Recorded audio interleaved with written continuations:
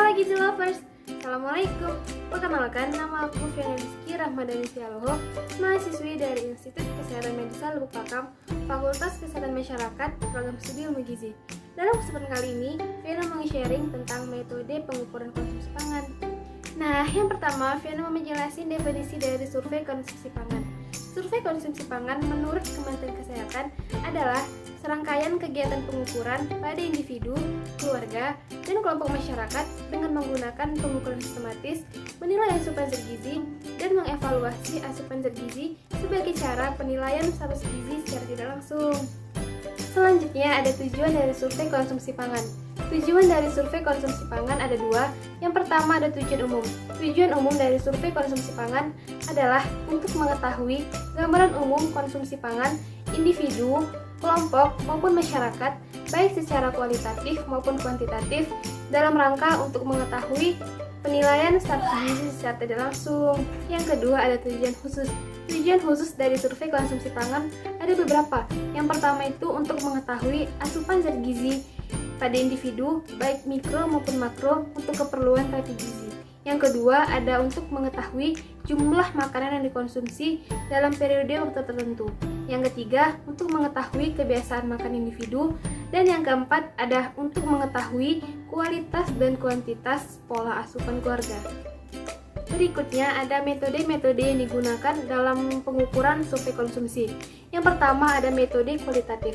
Metode yang bersifat kualitatif biasanya untuk mengetahui frekuensi makan, frekuensi konsumsi menurut jenis bahan makanan, dan menggali informasi tentang kebiasaan makan atau food habits, serta cara-cara memperoleh bahan makanan tersebut.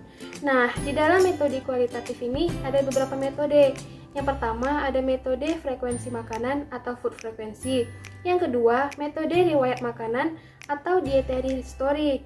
Yang ketiga, metode pendaftaran makanan atau food list. Dan yang keempat ada metode telepon. Yang kedua ada metode kuantitatif.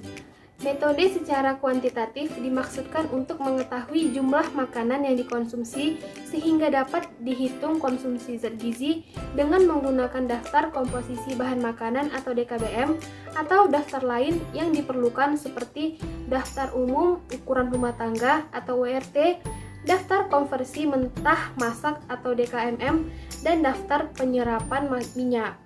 Dalam metode kuantitatif ini menggunakan beberapa metode. Yang pertama ada metode recall 24 jam. Berikutnya ada metode perkiraan makanan atau estimated food record. Yang ketiga ada penimbangan makanan atau food weighing. Yang keempat ada metode food account. Dan yang kelima ada metode inventaris atau inventory method.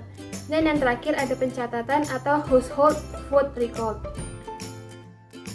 Nah, di dalam kesempatan kali ini, Fiona mau menjelaskan tentang metode penimbangan atau food weighing. Food weighing atau metode penimbangan adalah metode survei konsumsi pangan yang dilakukan dengan cara menimbang makanan yang dikonsumsi oleh responden.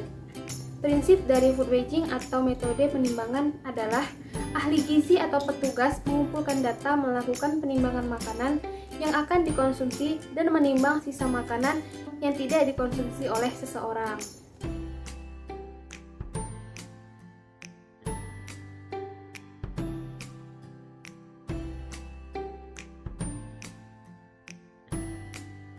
Nah, nutrition. Dalam penimbangan bahan makanan sendiri harus sesuai dengan golongannya masing-masing, mulai dari makanan pokok, lauk pauk, sayur-sayuran, buah-buahan, dan air sebagai pelarut. Nah, sebelum kalian melakukan penimbangan, ada baiknya kalian harus mempersiapkan alat-alat yang akan kalian gunakan. Yang pertama, ada alat penimbang. Yang kedua, ada form dari food weighing. Yang ketiga, ada alat tulis yang akan kalian gunakan untuk mencatat seluruh hasil penimbangan. Dan selebihnya dapat kalian sesuaikan dengan kebutuhan masing-masing. Nah, nutrition, berikut ada contoh dari metode food weighing.